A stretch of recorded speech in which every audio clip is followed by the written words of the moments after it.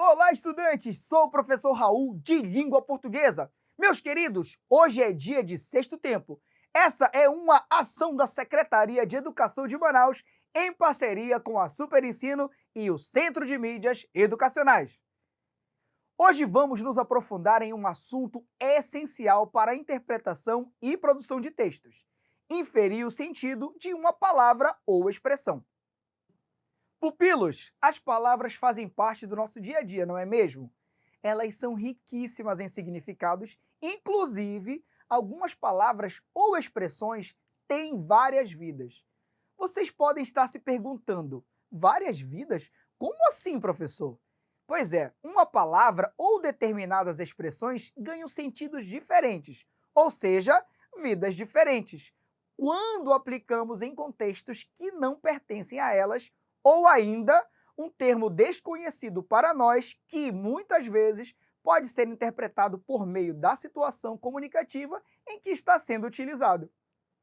Por exemplo, minha mãe deu um abraço terno em meu irmão que chorava sem parar. Perceba que a palavra terno está sendo aplicada no sentido de ternura, ou seja, que manifesta carinho.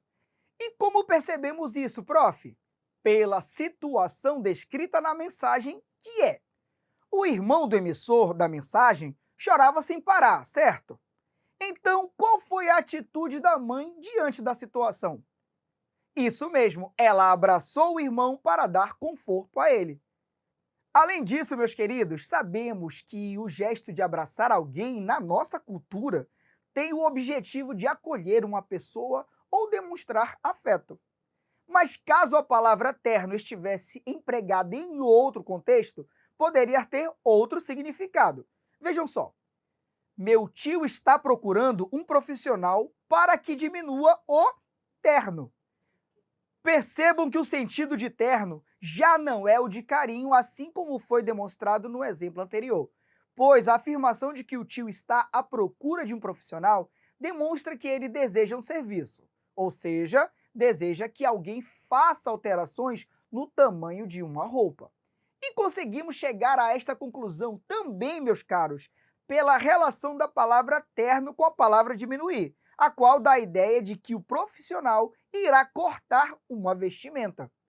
Essas interpretações, estudantes, fazem parte do processo de inferir o significado de palavras em textos, levando em consideração que o termo inferir significa deduzir as informações a respeito de algo dentro de um contexto de comunicação. Assim, podemos identificar outros exemplos como: Marília é uma médica divina. Vejam que a palavra divina está sendo utilizada como uma característica positiva a respeito de Marília. A expressão está sendo usada para afirmar que ela é uma excelente médica. E para transmitir o mesmo sentido da frase, poderia também se dizer que Marília é uma grande médica. E o adjetivo grande seria utilizado para definir a qualidade dela na atuação de sua carreira e não a medição da altura de Marília. Tranquilo até aqui, pupilos? Vocês são mesmo sensacionais! Que barulho é esse? Isso é telefone. É a Marina? Gente, a minha amiga Marina tá me ligando. Eu vou atendê-la e a gente volta já já. Fala, Marina! Oi, Raul! Preciso te contar uma novidade, ó. Acredita que fizemos uma vaquinha aqui em casa para comemorar o aniversário do Arthur, que foi ontem? Mas você nem apareceu, né?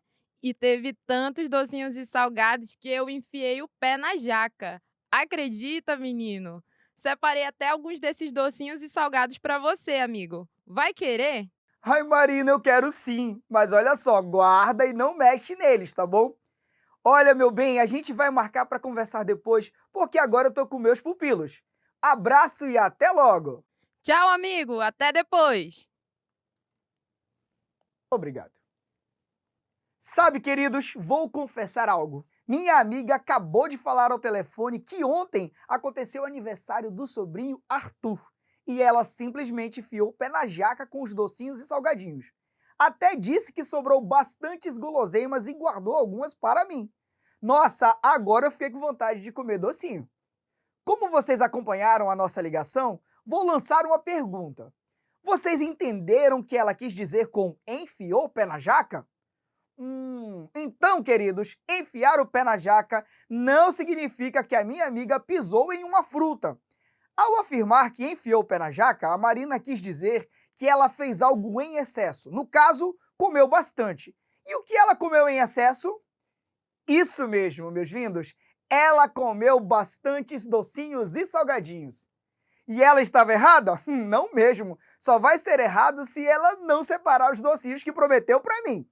Ah, festas de aniversário são muito divertidas.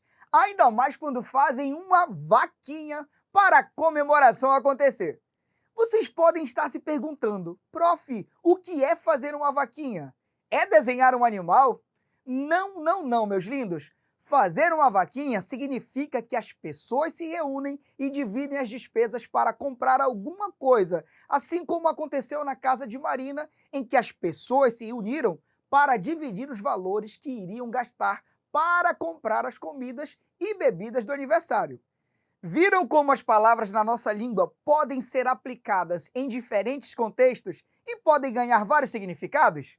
Por exemplo, quando falamos de terno, nos referimos a algumas possibilidades, sendo elas carinho e roupa. Quando usamos a expressão pé na jaca, não nos referimos à fruta. Assim também aconteceu com a expressão fazer uma vaquinha, que não significa desenharmos ou imitar um animal. Dessa forma, as interpretações que realizamos, pupilos, só demonstram o quanto nós, falantes da língua portuguesa, temos o poder de manipular as palavras de acordo com a necessidade de uso. Por isso é tão importante nos atentar ao contexto que uma palavra ou expressão está inserida. Agora vamos a uma questão modelo. Vamos à leitura do texto. Descansar nunca é demais para Humberto. Humberto tinha 22 anos e estava na faculdade. Dormia o dia inteiro. Quando ia às aulas, era somente para sentar na cadeira macia da sala e dormir um pouco mais. Dona Eponina, mãe de Humberto, toda vez que se reunia com os parentes nos almoços de domingo, comentava: Humberto dorme feito pedra. Não sei por que isso acontece. Humberto, enquanto isso, com o livro aberto na mão, tirava mais um cochilo na sala de casa. Queridos, o comando da questão é o seguinte: o narrador apresenta uma série de acontecimentos que envolvem o personagem Humberto. Na fala de Dona Eponina, o termo feito pedra é usado para indicar que o personagem, letra A, gosta de ler antes de dormir, letra B, dorme pesadamente, letra C, dorme levemente, letra D, costuma acordar durante a noite. O narrador do texto apresenta um personagem que costuma dormir muito. E quando o narrador conta a história de Humberto, em nenhum momento afirma que o personagem costuma acordar durante a noite. Assim, descartamos a alternativa D. Além disso, não há no texto uma afirmação de que Humberto gosta de ler antes de dormir, apesar de ser mencionado que ele tirava mais um cochilo com o livro aberto. Isso não significa que ele gosta de ler antes de dormir, pois em qualquer oportunidade ele tira um cochilo. Logo, descartamos a letra A. O que podemos identificar pelo comentário de Dona Eponina, queridos? No comentário da mãe do personagem, ela diz que Humberto dorme feito pedra. Não sei por que isso acontece. Ao dizer isso à família, a mãe de Humberto afirma que o filho tem sono muito pesado. Por isso, descartamos a alternativa C. Portanto, dormir feito pedra significa que Humberto dorme pesadamente, ou seja, é muito difícil acordá-lo. Então, nossa alternativa correta é a letra B. Olha só, estudantes, concluímos a nossa teoria. Então, é hora de praticar. Bom exercício para vocês! Vamos à leitura do texto que tem o título Correria. Josefina estava cansada da correria diária. Acordar cedo, pegar o ônibus, Ficar sentada na frente do computador no escritório por 10 horas, pegar transporte público na volta, limpar a sujeira que os dois cães, Ralph e Pipoca, faziam, cozinhar e recomeçar tudo novamente. Ela só queria largar tudo e sair ao acaso pela cidade movimentada. E a nossa questão é a seguinte: no trecho, deduz-se que a expressão ao acaso atribui à personagem o desejo de: letra A, sair cansada pela cidade movimentada. Letra B, sair sem destino pela cidade movimentada. Letra C, sair irritada pela cidade movimentada. Letra D, sair confiante pela cidade movimentada. E agora é com você!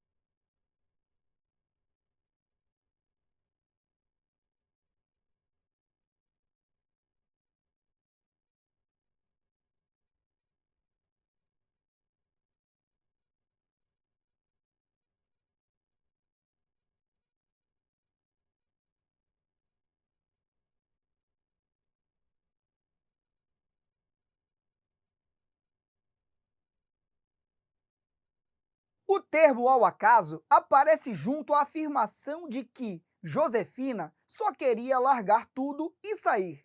Mas na sua afirmação não aparece que ela deseja sair cansada ou irritada pela cidade movimentada. Então, já descartamos as alternativas A e C.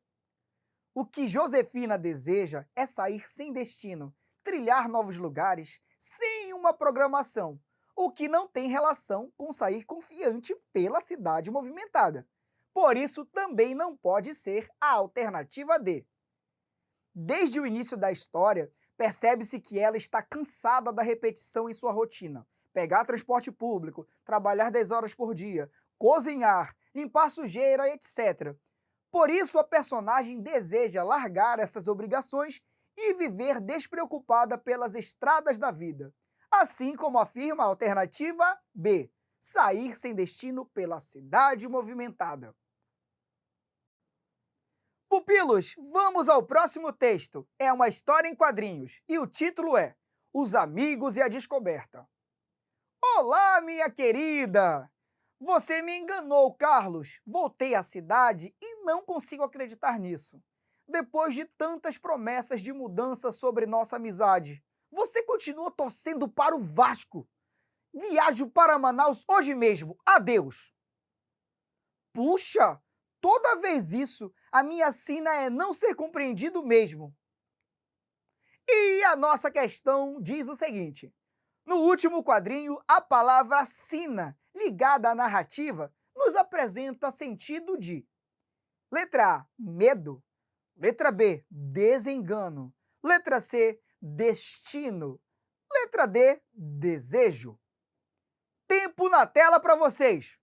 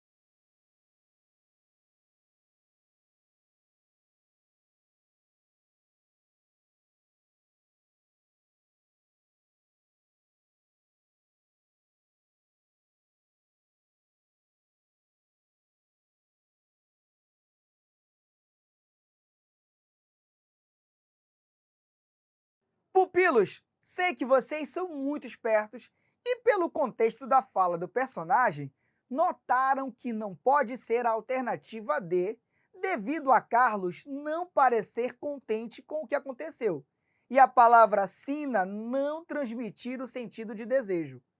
Além disso, em a minha sina é não ser compreendido mesmo, não é possível associar a palavra sina aos desenganos, pois o foco da fala de Carlos não é sobre as descobertas que alguém faz a respeito dele ser ruim, mas sim de ele não ser compreendido pelas pessoas, o que descarta a alternativa B. Vale mencionar que, na afirmação de Carlos sobre a sua sina, não existe uma demonstração de medo que ele sente. Então a resposta correta não pode ser o que afirma a letra A. Dessa maneira, podemos afirmar que a alternativa C é a correta, tendo em vista que a palavra sina tem o sentido de destino, isto é, algo inevitável para ele. Inclusive, é possível reconhecer esse significado com base nas afirmações que estão antes desse termo, pois ao torcer para o time Vasco e ser descoberto sobre isso, o rapaz acaba afastando a pessoa de perto de si e utiliza como argumento toda vez isso, o que nos faz pensar que outras pessoas já se afastaram por conta disso. Divertidamente, conheça a característica de duas personagens. Alegria. O objetivo da alegria é garantir que Riley esteja sempre feliz. Ela é alegre, otimista e determinada a encontrar diversão em todas as situações. A alegria vê os desafios da vida de Riley como oportunidades e encara os momentos menos felizes como um caminho para chegar a algo maior. Quando Riley está feliz, a alegria também está. Tristeza. Tristeza adoraria ser mais otimista e útil para manter a felicidade de Riley, mas ela acha muito difícil ser positiva. Algumas vezes parece que o melhor a fazer é simplesmente se deitar no chão e chorar as pitangas. E o comando da questão é este. Considerando o termo em destaque, é correto afirmar que chorar as pitangas tem o sentido de: letra A, chorar muito. Letra B, chorar controladamente. Letra C, chorar e gritar bem alto. Letra D, chorar escondido. Relógio na telinha!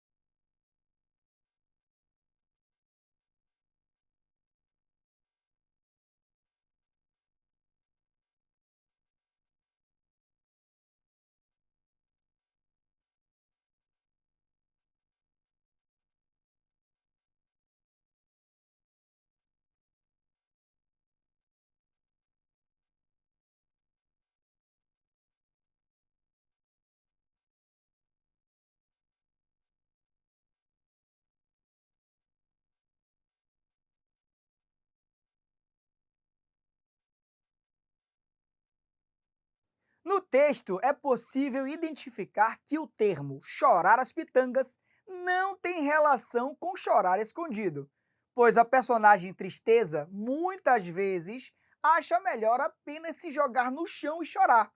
Logo, descartamos a alternativa D. Além disso, o termo as pitangas, embora sirva para indicar o modo do choro, não indica que se chora de forma controlada ou contida, o que também descarta a alternativa B. Outro ponto que precisa ser levado em consideração é chorar as pitangas não significa que o choro venha acompanhado de gritos bem altos, o que nos faz eliminar a alternativa C. Desse modo, pupilos, o que podemos verificar é que esta expressão, chorar as pitangas, é uma expressão popular e tem o sentido de chorar muito. Por isso, nossa alternativa correta é a letra A. Inclusive, pupilos, utiliza-se bastante essa expressão para afirmar que alguém chora muito pelos cantos. Uma curiosidade sobre a expressão chorar as pitangas é que ela tem origem lá atrás, no período da colonização, devido ao contato entre os indígenas e os portugueses. Então, ao invés de usar a expressão lágrimas de sangue, que era própria dos portugueses para se referir ao choro excessivo, a palavra pitanga, que significa vermelho na língua tupi, passou a ser utilizada. Por isso, chorar as pitangas significa chorar muito, ao ponto de deixar os olhos vermelhos.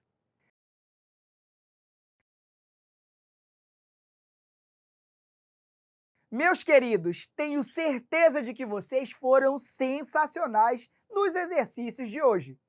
Atentem-se sempre ao contexto que está sendo inserida uma palavra ou expressão, pois, ainda que alguma delas seja desconhecida para você, o contexto da mensagem nos permite inferir o significado. Vimos, por exemplo, que fazer uma vaquinha significa dividir o valor de algo para que se compre algum alimento ou qualquer outra coisa. Assim como algumas palavras podem ter vários sentidos e podemos reconhecê-los dentro da situação em que estão inseridas. Espero que vocês tenham aproveitado o encontro de hoje. Nos vemos no próximo Sexto Tempo!